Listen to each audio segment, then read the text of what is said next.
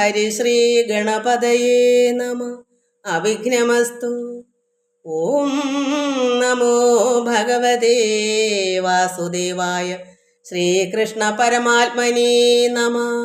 ഓം ഗുരുബ്രഹ്മ ഗുരുർവിഷ്ണു ഗുരുദേവോ മഹേശ്വര. ഗുരു സാക്ഷാത് പരബ്രഹ്മ തസ്മൈ ശ്രീ ഗുരവേ നമ. എല്ലാ ഭക്തമക്കൾക്കും എൻ്റെ വിനീതമായ പ്രണാമം. എല്ലാവർക്കും സമാധാനവും ശാന്തിയും ഭഗവത് കൃപയും ഈശ്വരനെ അറിയാനുള്ള മാർഗങ്ങളും എല്ലാ നന്മകളും ഉണ്ടാകണമേ എന്ന് പ്രാർത്ഥിക്കുന്നു. എല്ലാവർക്കും ശാന്തി സമാധാനവും അറിവും ഉണ്ടാകണം. ഈശ്വരകൃപ നേടണം. ഓം ലോക സമസ്ത സുഖിനോ ഭവന്ത്. മക്കളെ കമൻസുകളെല്ലാം ഇനി ഒരു ദിവസം പറയുന്ന നാമത്തിൽ ചൊല്ലണം. അപ്പോൾ എല്ലാവരെയും വായിച്ച് ഭഗവാനിൽ അർപ്പിച്ചു. എല്ലാവരെയും ഭഗവാൻ കാത്തുകൊള്ളും. ഓം ലോക സമസ്ത സുഖിനോ ഭവന്ത്. നമുക്ക് ഒന്ന് രണ്ട് നാമങ്ങൾ ചൊല്ലിയിട്ട് നമുക്ക് കണ്ണൻ്റെ ഒരു പാട്ട് പാടാം. കൃഷ്ണ മുകുന്ദ മുരാരേ, കൃഷ്ണ മുകുന്ദ മുരാരേ, ജയ കൃഷ്ണ മുകുന്ദ മുരാരേ. കരുണാസാഗര കമലനായക, കരുണാസാഗര കമലനായക, കനകാംബരധാരി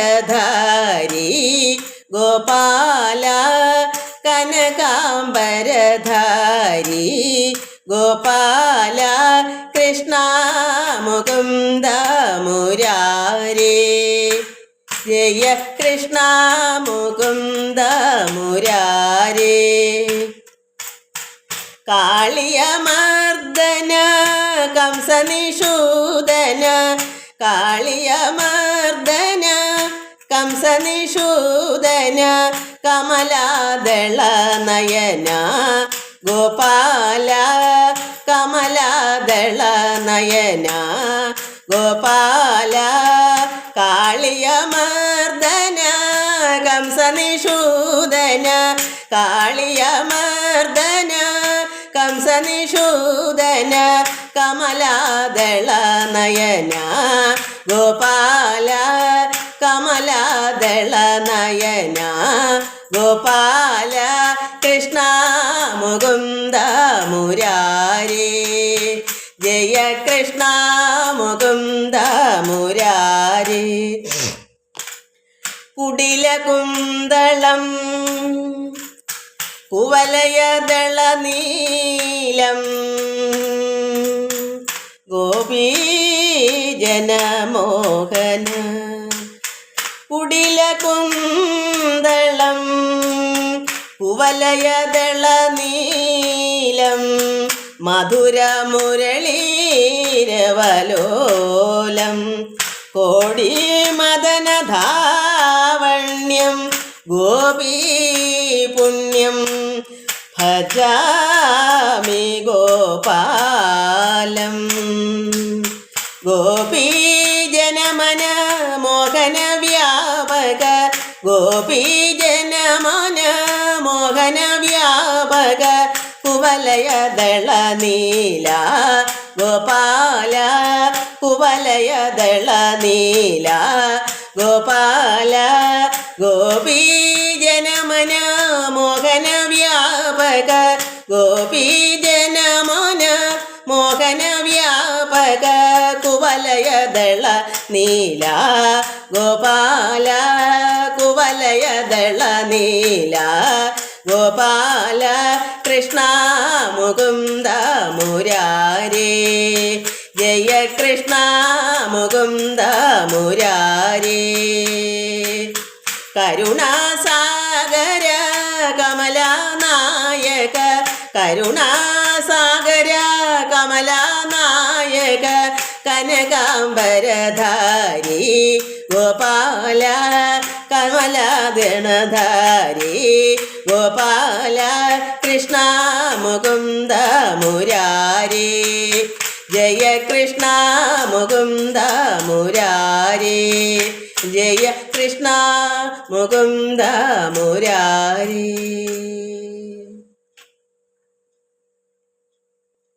നമുക്ക് അമ്മയെ കൊണ്ടും കൂടെ ഒരു നാമം ചൊല്ലാം.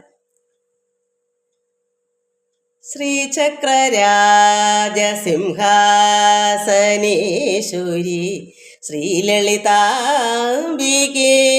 ഭുവനേശ്വരി ശ്രീചക്രരാജസിംഹാസനേശ്വരി ശ്രീലളിതാംബികേ ഭുവനേശ്വരി ആഗമവേദ കലാമയരൂപിണി ആഗമവേദ കലാമയരൂപിണി അഖില ചരാചര ജനനി നാരായണി നാഗകങ്കണ നടരാജ മനോഹരി നാഗകങ്കണ നടരാജ മനോഹരി ജ്ഞാനവിദേശ്വരി രാജരാജേശ്വരി ജ്ഞാനവിദേശ്വരി രാജരാജേശ്വരി ശ്രീചക്രരാജ സിംഹാസനേശ്വരി ശ്രീലളിതാംബികേ.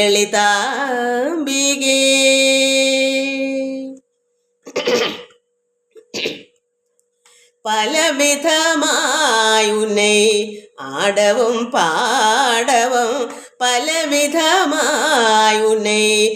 ആടവും പാടവും പാടിക്കൊണ്ടാടുവമ്പാർ പദമലർ സൂടവും പലവിധമായുന്നേ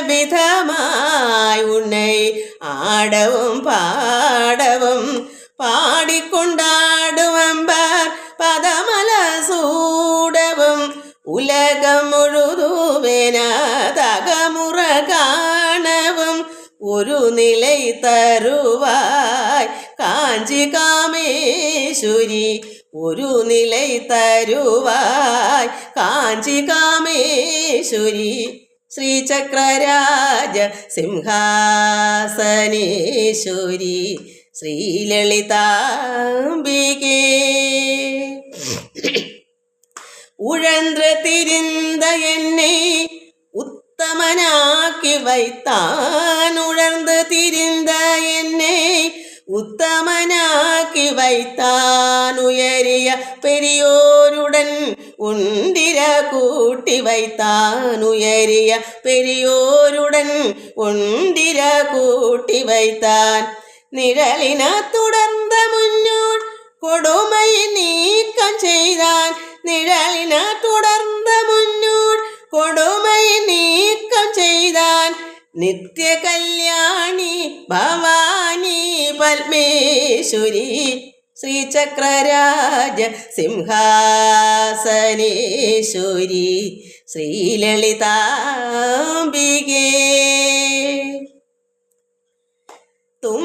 തുമ്പപ്പുടത്തിലിട്ട് തൂയവനാക്കി വൈത്തായ് തുമ്പപ്പുടത്തിലിട്ട് തൂയവനാക്കി വൈത്തായ് തുടർന്ന മുന്മാயை നീക്കി പിറந்த பயனை தந்தாய் துறந்த முன்மாயை நீக்கி பிறந்த பயனை தந்தாய் அன்பை புகழ்த்தி உந்தன் ஆடலை காண செய்தான் அன்பை புகழ்த்தி உந்தன் ஆடலை காண செய்தான் அடிக்கலம் நீயே அம்மா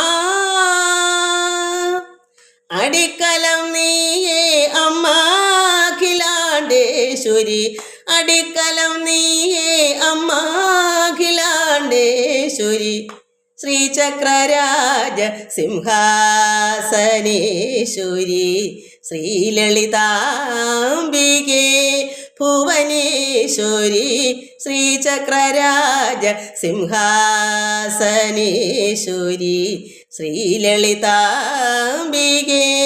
ഭുവനേശ്വരി ആഗമവേദ കലാമയരൂപിണി ആഗമവേദ കലാമയരൂപിണി അഖില ചരാചര ജനനി നാരായണി നാഗകങ്കണ നടരാജ മനോഹരി നാഗകങ്കണ നടരാജ മനോഹരി ജ്ഞാനവിദേശുരി രാജരാജേശ്വരി ജ്ഞാനവിദേശുരി രാജരാജേശ്വരി ശ്രീചക്രരാജ സിംഹാസനേശ്വരി ശ്രീലളിതാംബികേ ഭുവനേശ്വരി ശ്രീചക്രരാജ സിംഹാസനേശ്വരി ശ്രീലളിതാംബികേ ഏ ഏ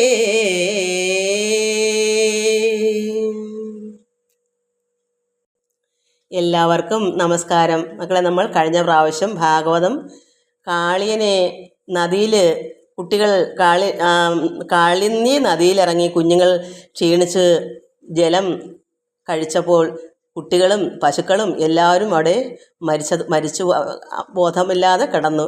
ഭഗവാൻ മനസ്സിലാക്കി, ജ്ഞാനദൃഷ്ടി കൊണ്ട് മനസ്സിലാക്കിയിട്ട് ഭഗവാന്റെ കടാക്ഷ വീക്ഷണം കൊണ്ട് ഭഗവാന്റെ ഇടത്തെ കണ്ണിൽ നിന്നും അമൃത് തൂകി അവരെല്ലാവരും ജീവിപ്പിച്ചു. എന്നിട്ട് ആ കാളിയനെ ദൂരേക്ക് മാറ്റി, സ്ഥലം മാറ്റി മറ്റൊരു നദിയിലേക്ക് കൊണ്ടാക്കി. അത് അങ്ങനെ പറഞ്ഞു നിർത്തിയപ്പോൾ പരീക്ഷിത് മഹാരാജാവ് ശുകമഹാമുനിയോട് ചോദിച്ചു, അതെനിക്ക് വിശദമായി പറഞ്ഞു തരണം, അതെങ്ങനെ മാറ്റി എന്നുള്ളത്. അപ്പോൾ ഇനി അതിൻ്റെ ബാക്കിയാണ് കാളിയമർദ്ദനം. അപ്പോൾ ഇത് ഇത്രയൊക്കെ മഹാമുനി പറഞ്ഞപ്പോൾ എങ്ങനെയാണ് ഇവരെ സ്ഥലം മാറ്റപ്പെട്ടത്? ഈ കാളിയനെയും കാളിൻ്റെ ഭാര്യയും ബന്ധുക്കളെയും മക്കളെയും എല്ലാം അവിടുന്ന് ഭഗവാൻ വേറൊരു സ്ഥലത്തേക്ക് മാറ്റിയത്, അതിന് എനിക്കതെല്ലാം ആദ്യം തൊട്ടേ പറഞ്ഞു തരണോ എന്ന് ശ്രീശുക മഹാമുനിയടുത്ത് ശ്രീ പരീക്ഷിത് മഹാരാജാവ് ചോദിച്ചതിനാണ് ഇനി ഏവം നരപതി ചൊന്നളവ് അൻപഴും ഭാവനയാ സുഗന്ധാനത ചൊല്ലിനാൻ നമ്മൾ അവിടെ വായിച്ചു നിർത്തിയത്. ഇനി നമുക്ക് കാളിയമർദ്ദനമാണ് ഇന്ന്. അതുകൊണ്ടാണ് ഞാൻ പിന്നെന്താ ഒരു നാമപ്പോൾ ചൊല്ലിയല്ലേ, കൃഷ്ണ മുകുന്ദ മുരാരെന്നുള്ള, അതിനകത്ത് കാളിയമർദ്ദന കംസ അങ്ങനെ ഉണ്ട്. അതുകൊണ്ട് നമുക്ക് കാളിയമർദ്ദനം നമുക്ക് വായിച്ച് ഒരുവിധം മനസ്സിലാക്കാം. എല്ലാ അർത്ഥവും അങ്ങ് പറയുമ്പം താമസം എടുക്കും. നമുക്ക് ഈ കാളിയൻ നദിയിൽ സൂര്യാത്മജ എന്ന് വെച്ചാൽ സൂര്യാത്മജ തന്നെയാണ് കാളി. അപ്പോൾ ഈ കാളിന്തി നദി സൂര്യാത്മജയാണ്. അതാണ് ഭഗവാന്റെ ബന്ധു എന്നൂടെ പറയും ഇതിനകത്ത്. ഓം നമോ ഭഗവതേ വാസുദേവായ ശ്രീകൃഷ്ണ പരമാത്മനീ നമ. അല്പസമയം കൂടെ ഉള്ളു, പെട്ടെന്ന് നമുക്ക് നോക്കാം.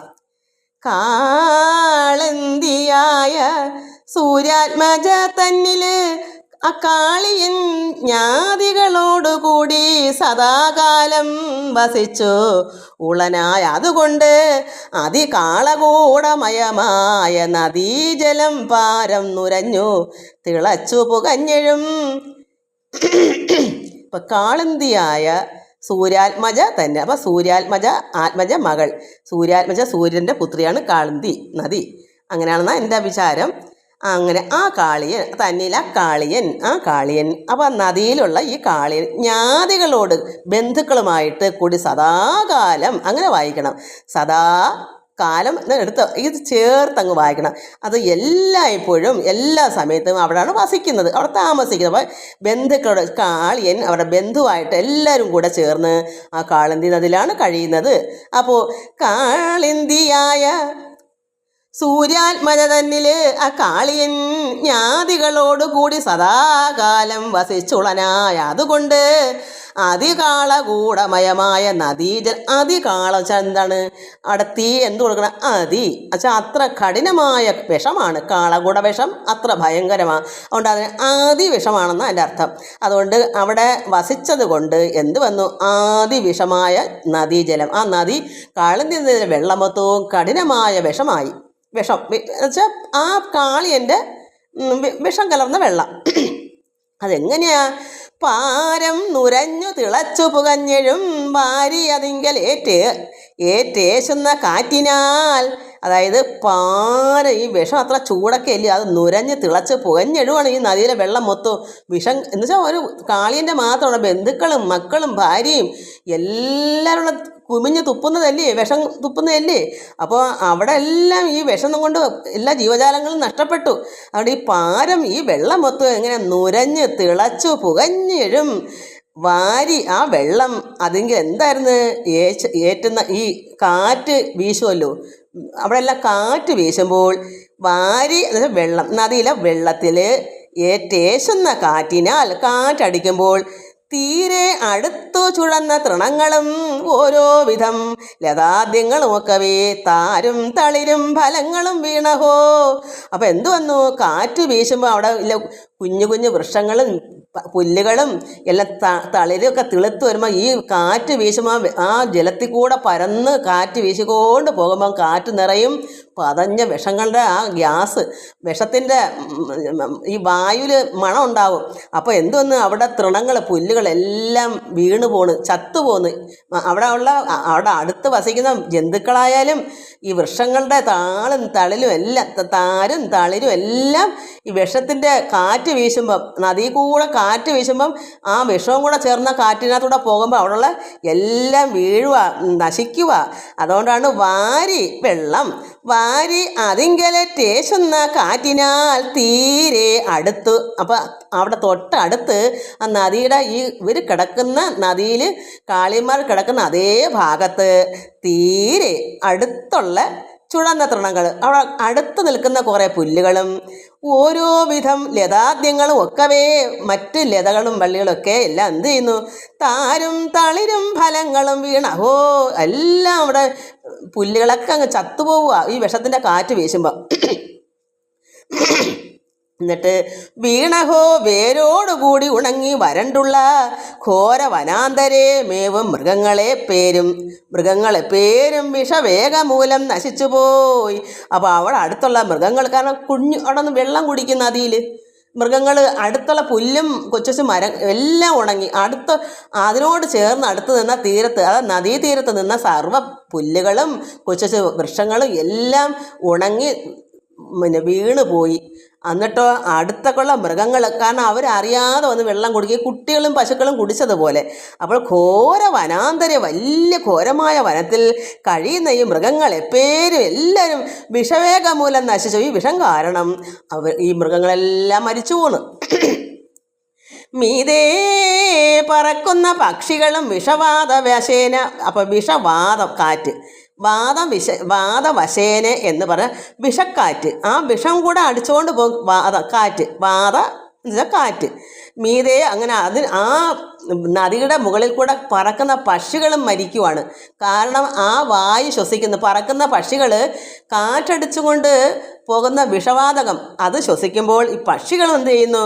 മീതേ പറക്കുന്ന പക്ഷികളും വിഷവാദവശേന കീലാല സമുദയേ ജീവൻ പിരിഞ്ഞു വീണിടും ജലാശയേ.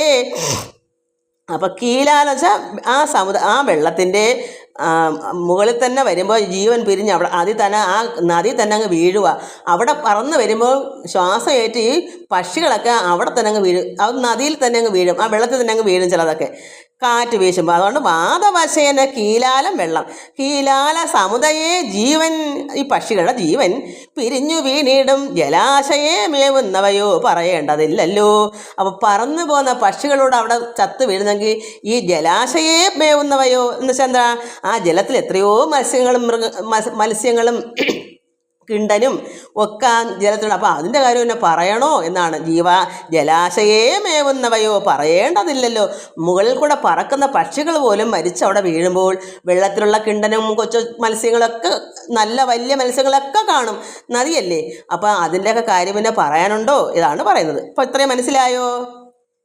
എന്നിട്ട് വേറെ പറയുന്നത് എന്തിനോരോന്നു ഞാൻ നേരതിൽ നിന്നെഴും മാരുത സംഗതി ചേരും ചരാചരാദ്യങ്ങൾ അശേഷം. അപ്പോൾ ചരാചരങ്ങളെല്ലാം അവിടെ ആ നദീതീരത്തുള്ള ചലിക്കുന്നത്, അതായത് വൃക്ഷങ്ങളൊക്കെ ഒരു സ്ഥലം നിൽക്കുന്നില്ലേ, അപ്പം നിൽക്കുന്നത് നടക്കുന്ന പക്ഷി മൃഗാദികളും നിൽക്കുന്ന വൃക്ഷങ്ങളും, അതാണ് ചരവും അശരവും.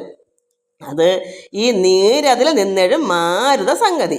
അപ്പം ആ വെള്ളം മൊത്തവും അവിടെ വീശുന്ന കാറ്റും ഇതെല്ലാം കാരണം സംഗതി, അതെല്ലാം കാരണം അതിനോട് ചേർന്ന് ചരാചരാദ്യങ്ങൾ അശേഷം അങ്ങ് ആരാൽ നശിച്ചുകൂടി ദിവസം പ്രതി. ദിവസം ചെല്ലുന്തോറും അവിടെയുള്ള വൃക്ഷങ്ങളെല്ലാം ഇങ്ങനെ നശിക്കുക. കാരണം ആ വെള്ളത്തിലോട്ട് വേര് ചെന്നാലും അത് നശിക്കാനും മതി, അതിൻ്റെ കാറ്റ് വീശിയും എങ്ങനെയായാലും അവിടെയുള്ള കൊച്ചു മൃഗങ്ങളും പക്ഷികളും എല്ലാം ആ വെള്ളത്തിൽ കിടക്കുന്നതും കൊച്ചു വൃക്ഷങ്ങളും എല്ലാം നശിക്കുക. അവിടെ ഒന്നും മരങ്ങളേ ഇല്ല ആ അത്രയും ഭാഗത്ത്. അപ്പോൾ എല്ലാം മനസ്സിലായി. അവിടെയുള്ള വൃക്ഷങ്ങളും നദീതീരത്ത് അടുത്തുള്ള വൃക്ഷങ്ങളും പുല്ലുകളും പക്ഷികളും മൃഗങ്ങളും എല്ലാം നശിക്കുന്നു. കാറ്റ് വിഷക്കാറ്റേറ്റും വെള്ളം കുടിച്ചും എല്ലാം നശിക്കുന്നു ദിവസം പ്രതി. കേവലമേവം പല നാൾ കഴിഞ്ഞങ്ങ് ദേവകീ നന്ദനായ ജഗന്മയൻ. അപ്പോൾ കേവലമേവം കുറച്ച് നാൾ കഴിഞ്ഞപ്പോൾ ഇങ്ങനെ എല്ലാ ദിവസേന, കാരണം ഭഗവാൻ അങ്ങനെ കാളന്തി നദിയിലിറങ്ങി വെള്ളം കുടിച്ച കുട്ടികളെയും പശുക്കളെയൊക്കെ രക്ഷിച്ചതിന് ശേഷം പിന്നെ കുറച്ച് നാൾ കഴിഞ്ഞാൽ അതിൻ്റെ അർത്ഥം. കാരണം അവിടെ ഭഗവാൻ അന്നേരം ഇവരെല്ലാം ദൂരോട്ട് അയച്ച് ഈ എന്താ പറഞ്ഞേ കാളിയനെയും ബന്ധുക്കളെയൊക്കെ വേറെ സ്ഥലം മാറ്റി ചെയ്തതിനു ശേഷം ഭഗവാൻ അങ്ങനെ ഇരുന്നപ്പോൾ ഈ കുട്ടികളെയും പശുക്കളെയൊക്കെ ജീവിപ്പിച്ചല്ലോ. അതിനുശേഷം കുറേ നാൾ കേവലമേവം അങ്ങനെ ഇരുന്നപ്പോൾ പല നാൾ കഴിഞ്ഞങ്ങ് ദേവകീ നന്ദനായ ജഗന്മയൻ ഗോവൃന്ദ പാലനം ചെയ്ത് അവിടേക്ക് ചെന്നേവം ആപത്തുകൾ തീർത്തിരിക്കും. ഇത് കണ്ട അന്നേരം ഈ കുട്ടികളെയൊക്കെ രക്ഷിച്ച് ആപത്തൊക്കെ തീർന്നിരിക്കുകയാണ്. ഇത് ശുഗമഹാമുനി ഈ കഥ പരീക്ഷത്തിന് പറഞ്ഞു കൊടുക്കുന്നതാണ്. അപ്പോഴവിടെ ഭഗവാൻ അതിന് മുമ്പ് രക്ഷിച്ചു. എന്നിട്ട് ഈ കാളിയനെയൊക്കെ ദൂരേക്ക് മാറ്റി. അതെങ്ങനെ മാറ്റി, എന്താ കാരണമൊക്കെ ചോദിച്ചതിന് ഉത്തരമാണ് ഇപ്പോൾ പറയുന്നത്. അപ്പോൾ ഭഗവാൻ ആ കുട്ടികളെയും പശുക്കളെയും രക്ഷിച്ചിട്ട് അതിന് ശേഷം ഭഗവാൻ അവിടെ വന്നതാ. അപ്പോഴെന്താ ദേവകീ നന്ദനായ ഈ കൃഷ്ണൻ ജഗന്മയൻ ഗോവൃന്ദ പാലനം ചെയ്ത് അവിടേക്ക് ചെന്ന് ഈ ആപത്തുകൾ തീർത്തതിന് ശേഷം അപ്പോൾ ഈ കുട്ടികളെയൊക്കെ വെള്ളം കുടിച്ച് അവിടുന്ന് പിന്നെ കുഴപ്പമില്ല. കാരണം അവിടുന്ന് കാളിയനെയൊക്കെ അങ്ങ് മാറ്റിയായിരുന്നല്ലോ. ഈ ചരിത്രം ചോദിച്ചുകൊണ്ട് വീണ്ടും മഹാമുനി പറഞ്ഞു കൊടുക്കുന്നല്ലോ രാജാവിന്. അതുകൊണ്ട് അവിടെ മഹാമുനി പറയുന്നു ഗോവൃന്ദ പാലനം ചെയ്ത് അവിടേക്ക് ചെന്നേവം ആപത്തുകൾ തീർത്തിരിക്കും വിധൗ. അവിടെ കുട്ടികളൊക്കെ രക്ഷിച്ചിരുന്ന ഒരു സമയം കഴിഞ്ഞ് പോകി ശയനൻ അവിടെ നിന്ന് അപ്പോഴേ വേഗേന കാളിയനാം ഇവൻ തന്നെ ഞാൻ. ഭഗവാൻ അന്നങ്ങനെയൊക്കെ എല്ലാം രക്ഷിച്ചു. കാളിയനെ മാറ്റുന്നതൊക്കെ എങ്ങനെയാണെന്ന് ചോദിച്ചതാണ് ഈ മഹാമുനി. അപ്പോൾ എന്താ സംഭവിച്ചത്, അപ്പോൾ ആദ്യം തൊട്ടുള്ള സംഭവം അവിടെ പറഞ്ഞു കൊടുക്കുന്നതാണ്. ഭഗവാൻ എന്താ അവിടെ ചെയ്തതെന്നൊക്കെ അതാണ് ഇനി പറയുന്നത്. അപ്പം നമുക്ക് ഒന്നുകൂടെ മനസ്സിലാക്കാം. കാരണം ഭഗവാൻ അത് എങ്ങനെ മാറ്റി, എന്ത് ചെയ്തു. അപ്പോൾ അവിടെ കാളിനെ മർദ്ദിച്ചതൊക്കെയാണ് ഇനി വരാൻ പോണത്. അതെല്ലാം കഴിഞ്ഞിട്ടാണ് കുട്ടികളെയൊക്കെ രക്ഷിച്ചതിന് ശേഷമാണ് ഭഗവാൻ ഇവിടെ കാളിനെ മാറ്റാനുള്ള ശ്രമം നടത്തുകയാണ്. അത് തന്നെ എനിക്കും അങ്ങ് വിട്ടുപോയി. അപ്പോൾ ഭഗവാൻ അന്ന് കാളിനെയൊക്കെ അങ്ങ് മാറ്റി എന്ന് നമ്മൾ പറഞ്ഞില്ലേ. അന്നേരം ഈ കാളിയ മർദ്ദനത്തെ പറ്റി ഒന്നും വിവരിച്ച് നമുക്ക് തന്നില്ല മഹാമുനി. അപ്പോൾ ഇതെന്താണെന്ന് ചോദ്യം ചോദിച്ചത്, എങ്ങനെയാണ് സംഭവിച്ചത് എന്ന് ചോദിച്ചപ്പോൾ അന്ന് എങ്ങനെയാണ് കാളിനെ അവിടെ നിന്ന് മാറ്റിയത്, അപ്പോൾ ആ വിവരമാണ് വിവരിക്കുന്നത്.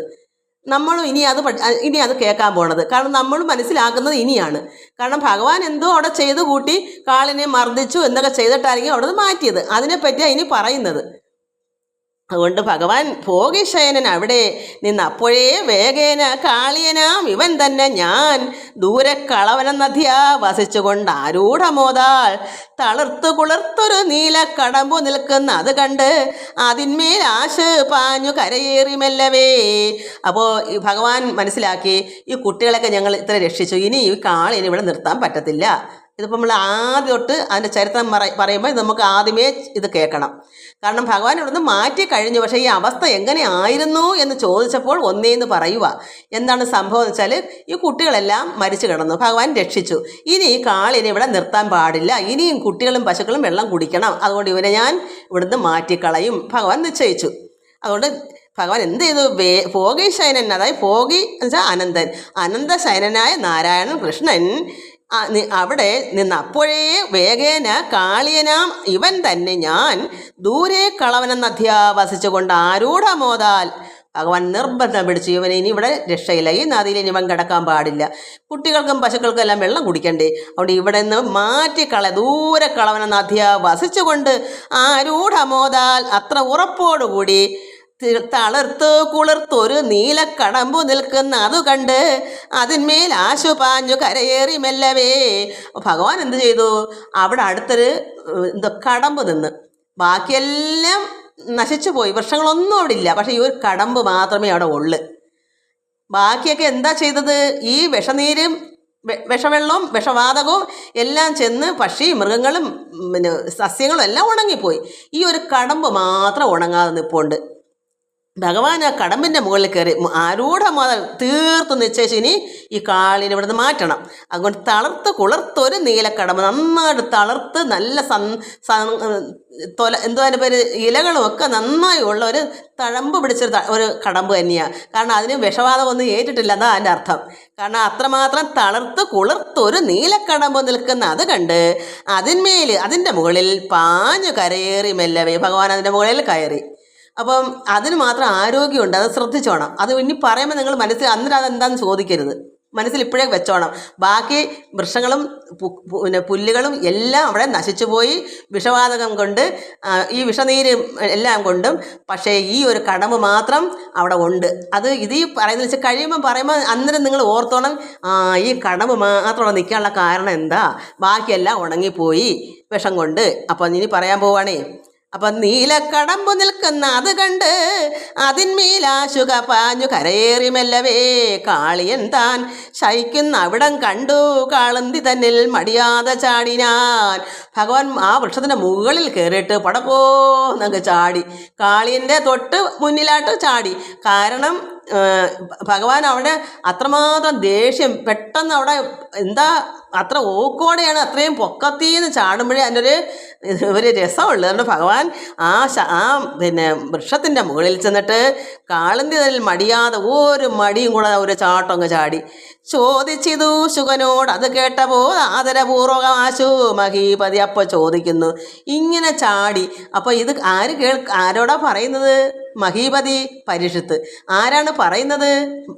മഹാമുനി. അപ്പോഴും ഇപ്പം നിങ്ങൾക്ക് സംശയം തോന്നണമെങ്കിൽ അദ്ദേഹത്തിന് സംശയം തോന്നുന്നു. എല്ലാ വൃക്ഷവും നശിച്ചു പോയി, പിന്നെ ഈ കടമ്പ് എങ്ങനെ വന്നതാണ് ഇവിടെ ഈ മഹർഷിയെടുത്ത് ഈ പരീക്ഷത്തിന് ചോദിക്കുന്നത്. കാരണം ചോദിച്ചിതു ശുകനോട് അത് കേട്ടപ്പോൾ ആദരപൂർവകാശു മഹീപതി. എന്താ ചോദിക്കുന്നത്? കാളകൂടമയ വേഗാൽ അടുത്തുള്ള കാനന സമൃദ്ധമൊക്കെ നശിച്ചു പോയി കേവലം എന്നല്ലോ മുന്നം അരുൾ ചെയ്തത്. ഈ വണ്ണം എന്തോ കടമ്പു നിന്നിടുവാൻ. അല്പം മുമ്പ് പറഞ്ഞു സർവ്വതും പുല്ലുകളും മൃഗങ്ങളും വൃക്ഷങ്ങളെല്ലാം നശിച്ചു പോയി, അവിടെ ഒന്നും ഇല്ലെന്ന്. പിന്നെ എങ്ങനെ ഈ കടമ്പ് അവിടെ വന്നതാണ് ഈ പരീക്ഷിത് മഹാരാജാവ് ശുഗമഹാമുനിയോട് ചോദിക്കുന്നത്. ഇപ്പം മനസ്സിലായേ? അതാണ് എന്താ ചോദ്യം എന്താണെന്ന്. കടമ്പ് മാത്രമേ അവിടെ ഉള്ളൂ, ബാക്കിയെല്ലാം നശിച്ചു പോയി. വിഷത്തിൻ്റെ നീര് വേരിലായാലും എല്ലാം കൊണ്ടും മറ്റ് സസ്യങ്ങളെല്ലാം നശിച്ചു പോയി. അപ്പം മഹാമുനി പരീക്ഷത്ത് ചോദിക്കുന്നു, കാളകൂടമയ വേഗാൽ. അപ്പോൾ കാളകൂട വിഷത്തിൻ്റെ കാഠിന്യം കൊണ്ട് കാനനത്തിൽ അടുത്ത് നിൽക്കുന്ന വൃക്ഷങ്ങളെല്ലാം നശിച്ചു പോയെന്ന് കേവലം എന്നല്ലോ മുമ്പ് പറഞ്ഞത്. മഹാമുനി പറഞ്ഞ് സർവ്വതും നശിച്ചു പോലെ, പിന്നെ അത്രയും പറഞ്ഞപ്പോൾ ഇപ്പം എങ്ങനെയാണ് ഈ ഒരു വൃക്ഷം വന്നത് എന്നാണ് മഹാമുനി അടുത്ത് ചോദിക്കുന്നത് ഈ പരീക്ഷത്ത്. കാളകൂടമയ വേഗാൽ അടുത്തുള്ള കാനന സമൃദ്ധമൊക്കെ നശിച്ചുപോയി കേവലം എന്നല്ലോ മുന്ന അരുൾ ചെയ്തത് ഈ വണ്ണം. എന്ത് കടമ്പു നിന്നിടുവാൻ. എന്നാൽ പിന്നെ എന്നിങ്ങനെ ഈ കടമ്പോടെ നിൽക്കുന്നു, ബാക്കിയെല്ലാം നശിച്ചുപോയി, ഇതെന്താ അതിന് കാരണം എന്ന് ചോദിച്ചു. ശ്രീശുകൻ താനും ചിരിച്ചു ചൊന്നാൻ, അവകാശം അതിനുണ്ടു കേളടോ ഭൂപതേ രാജാവേ പരീക്ഷത്തെ. അത് ചിരിച്ചും കൊണ്ട് മഹാമുനി അപ്പോൾ അതൊക്കെ ബുദ്ധിയുണ്ട്, ബാക്കിയെല്ലാം നശിച്ചു പോയെങ്കിൽ ഈ ഒരു കടമ്പ് മാത്രം എങ്ങനെ നിൽക്കുന്നു എന്ന് ചോദിച്ചപ്പോൾ ചിരിച്ചും കൊണ്ട് മഹാമുനി പറയുന്നു, ശ്രീശുകൻ താനും ചിരിച്ചു ചൊന്നാൻ, ചിരിച്ചിട്ട് പറഞ്ഞു, അവകാശം അതിനുണ്ട് കേളടോ ഭൂപതേ, അതിന് കാരണമുണ്ട്, കേൾക്കൂ രാജാവേ.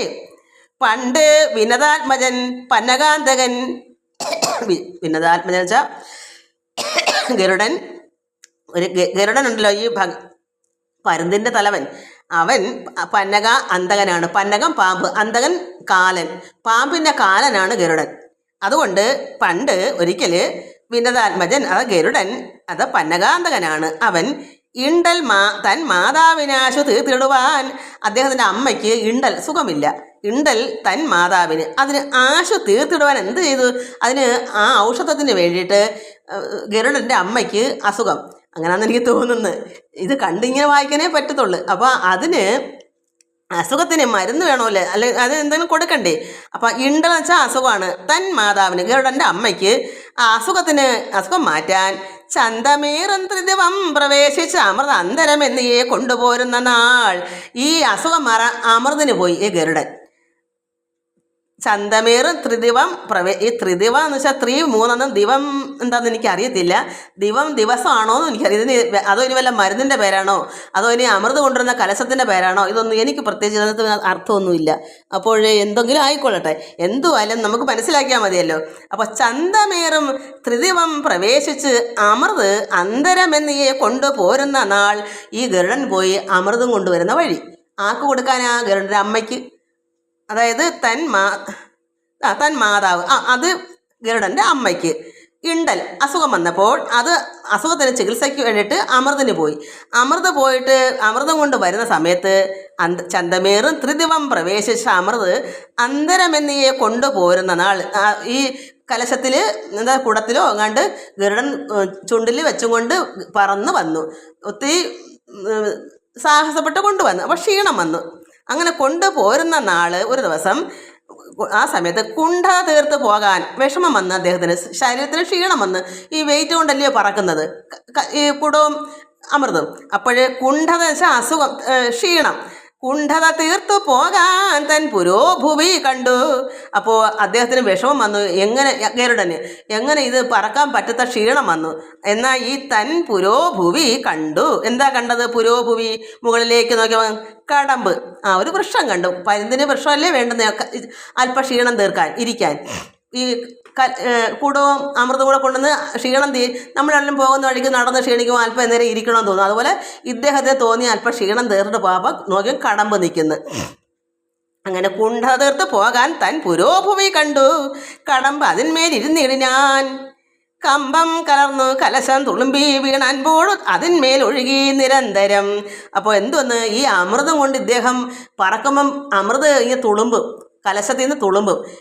അത് പോകുന്ന വഴിക്കൊക്കെ വീഴും. പക്ഷേ ഈ വൃക്ഷത്തിൻ്റെ കടമ്പിൻ്റെ മുകളിലിരുന്ന് ചെന്ന് പറന്നങ്ങ് പറ്റിയിരുന്നപ്പം അതിന് തുളുമ്പി ഈ വൃക്ഷത്തിൻ്റെ മുകളിലേക്ക് നിരന്തരമായിട്ട് കുറേ അങ്ങ് വീണ്. ആ തുളുമ്പി അതിനൊരു ഓളം വെട്ടി തീരുവോളം ഇത് വീണുകൊണ്ടിരിക്കും. അപ്പം നിരന്തരമായി കുറേ നേരം ഈ അമൃത് ഈ കടമ്പിൻ്റെ മുകളിലേക്ക് വീണു. കമ്പം കലർന്നു കലശം തുളുമ്പി വീണൻപോട് അതിന്മേലൊഴുകി നിരന്തരം. സമ്പ്രതി മേന്മേൽ അതുകൊണ്ട് അതിനൊരു തുമ്പ അണയായതിനൊരു കാരണം. അപ്പം എന്താണ് കടമ്പ് ഉടങ്ങാത്? അമൃത് കഴിക്കുന്നവർക്ക് അമരത്വം കിട്ടുമെന്ന് നമ്മൾ പഠിച്ചിട്ടുണ്ടല്ലോ. ദേവന്മാരുടെ ജരാനര മാറി ചെറുപ്പമാവാനും പിന്നെ അമരത്വം നേടാനും അത് മരിക്കാതിരിക്കാനും എല്ലാത്തിനും കൂടെ ആണ് അമൃത് കഴിച്ചത്. അതുകൊണ്ട് ഈ ഗരുഡൻ്റെ അമ്മയ്ക്ക് കൊണ്ടുവന്ന അമൃത് ആ കടമ്പിൻ്റെ മുകളിൽ എന്നോ ഒരു കാലത്ത്, ഇപ്പോഴും അല്ല, എന്നോ അത് കൊണ്ടുവന്ന സമയത്ത് അതിൻ്റെ മുകളിൽ ഇരുന്ന് തുളുമ്പി അതിൻ്റെ മണ്ടേ വീണതുകൊണ്ട് മറ്റ് വൃക്ഷങ്ങളെല്ലാം ഉണങ്ങും. ഈ മരം മരിക്കത്തില്ല. അതാണ് ഈ തുളുമ്പി വീണ് അമൃത് വീണ അങ്ങനെയാണ്. അതുകൊണ്ടാണ്, ആ കാരണം കൊണ്ടാണ് ആ കടമ്പ് തഴച്ച് നിൽക്കുന്നതെന്നാണ് ഇവിടെ മഹാമുനി പരീക്ഷത്തിനോട് പറഞ്ഞത്. അതാണ് നമ്മളിപ്പോൾ വായിച്ചത്. അപ്പോൾ അത് മനസ്സിലാക്കണം.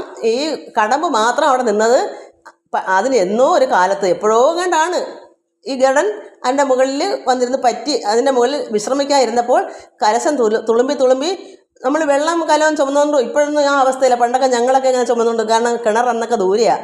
അപ്പോൾ ഇങ്ങനെ തുളുമ്പി വീഴും. അത് ഈ വൃക്ഷത്തിൻ്റെ മുകളിലേക്ക് വീണതുകൊണ്ട് ആ വൃക്ഷം ഉണങ്ങത്തില്ല. അമരത്വം നേടിയ വൃക്ഷമാണത്.